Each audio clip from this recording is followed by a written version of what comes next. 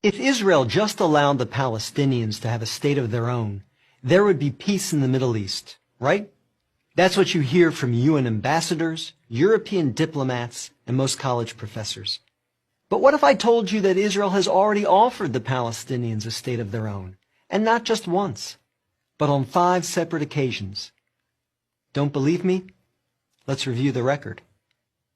After the breakup of the Ottoman Empire following World War I, Britain took control of most of the Middle East, including the area that constitutes modern Israel. 17 years later, in 1936, the Arabs rebelled against the British and against their Jewish neighbors. The British formed a task force, the Peel Commission, to study the cause of the rebellion. The commission concluded that the reason for the violence was that 2 peoples, Jews and Arabs, wanted to govern the same land. The answer, the Peel Commission concluded, would be to create 2 independent states, one for the Jews and one for the Arabs, a 2-state solution. The suggested split was heavily in favor of the Arabs. The British offered them 80% of the disputed territory, the Jews the remaining 20%. Yet, despite the tiny size of their proposed state, the Jews voted to accept this offer, but the Arabs rejected it and resumed their violent rebellion. Rejection number 1. 10 years later, in 1947, the British asked the United Nations to find a new solution to the continuing tensions. Like the Peel Commission, the UN decided that the best way to resolve the conflict was to divide the land. In November 1947, the UN voted to create 2 states. Again, the Jews accepted the offer, and again, the Arabs rejected it. Only this time, they did so by launching an all-out war. Rejection number 2. Jordan, Egypt, Iraq, Lebanon, and Syria joined the conflict. But they failed. Israel won the war and got on with the business of building a new nation. Most of the land set aside by the UN for an Arab state, the West Bank and East Jerusalem, became occupied territory. Occupied not by Israel, but by Jordan. 20 years later, in 1967, the Arabs, led this time by Egypt and joined by Syria and Jordan, once again sought to destroy the Jewish state. The 1967 conflict, known as the Six-Day War, ended in a stunning victory for Israel. Jerusalem and the West Bank, as well as the area known as the Gaza Strip, fell into Israel's hands. The government split over what to do with this new territory.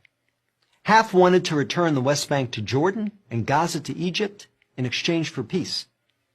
The other half wanted to give it to the region's Arabs, who had begun referring to themselves as the Palestinians, in the hope that they would ultimately build their own state there. Neither initiative got very far. A few months later, the Arab League met in Sudan and issued its infamous 3 no's.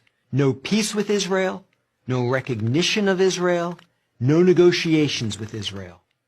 Again, a 2-state solution was dismissed by the Arabs, making this rejection number 3.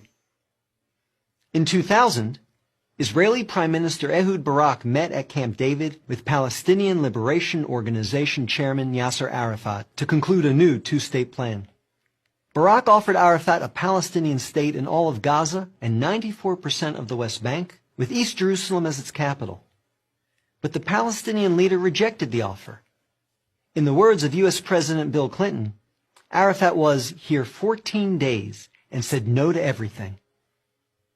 Instead, the Palestinians launched a bloody wave of suicide bombings that killed over 1,000 Israelis and maimed thousands more, on buses, in wedding halls, and in pizza parlors. Rejection number 4. In 2008, Israel tried yet again. Prime Minister Ehud Olmert went even further than Ehud Barak had, expanding the peace offer to include additional land to sweeten the deal. Like his predecessor, the new Palestinian leader, Mahmoud Abbas, turned the deal down.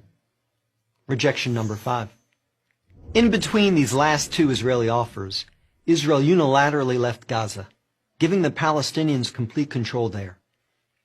Instead of developing this territory for the good of its citizens, the Palestinians turned Gaza into a terrorist base from which they have fired thousands of rockets into Israel.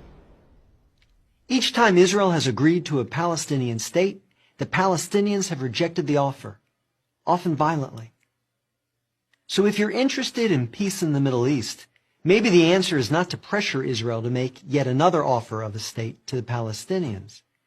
Maybe the answer is to pressure the Palestinians to finally accept the existence of a Jewish state.